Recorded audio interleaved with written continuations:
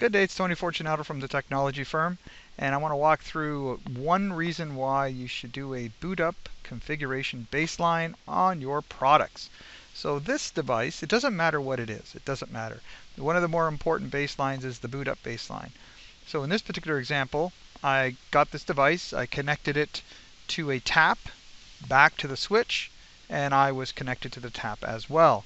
Alternatively, you can always use good old span. I know there's not a lot of good things to say about span, but that is one good thing about it. It's very convenient and you can get boot up stuff from it. The last way of doing this is to use a good old hub, 10100 hub. And again, duplex and performance is not an issue. It's not what you're trying to measure, so it's another good way to tap out a conversation like this. So here we go. So this device starts up. It does a DHCP discovery, just like all devices try to do. And you'll see in this case, there's 1, 2, 3 of them, and they are 6.99 seconds apart. So make sure under View, Time Display Format, you have seconds since previously displayed packet. In this case, we have no filters, so you could get away with captured or displayed, but as just a habit, I always pick previous displayed packet. I also turn on milliseconds here, so these two things are always on. So that's what this is. The difference between packet 1 and 2 is 6.99 seconds. 3 and 2 is 6.99 seconds. And then after that, it waits 50.7 seconds before it uses its default burned-in static IP, whatever you want to call it, backdoor IP.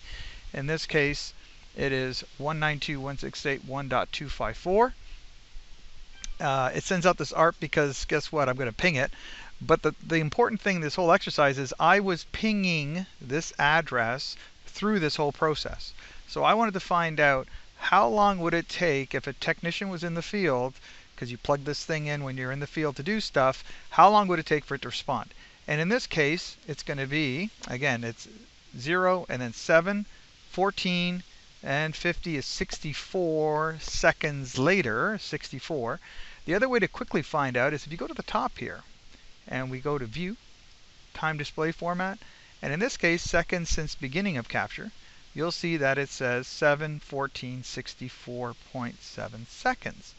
So you can either add it up manually like I just did, or you can turn on seconds since beginning of capture, pardon me. That's it. So it takes 64 seconds for this device to respond to a ping. So if you're out there, you're troubleshooting, or you're plugging this thing in for the first time and you start pinging it, how many technicians are going to wait over a minute for a device to come online? Not too many. So that's why in this case we did the baseline.